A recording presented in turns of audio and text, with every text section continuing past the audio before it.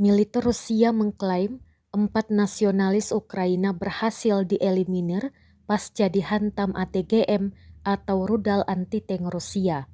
Rekamannya ramai beredar di Telegram pada Selasa 21 Februari 2023. Dalam keterangan unggahan disebutkan pos pengamatan angkatan bersenjata Ukraina lainnya dihantam oleh ATGM.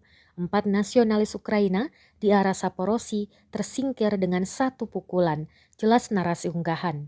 Ledakan dahsyat tampak jelas dalam rekaman dan telah menuai berbagai komentar dari warganet. Selain itu, pertahanan udara Rusia menembak jatuh sejumlah drone Ukraina di wilayah Kharkov, Saporosi, dan Donbas dalam beberapa hari terakhir. Hal itu diungkapkan juru bicara Kementerian Pertahanan Rusia, Letnan Jenderal Igor Konashenkov.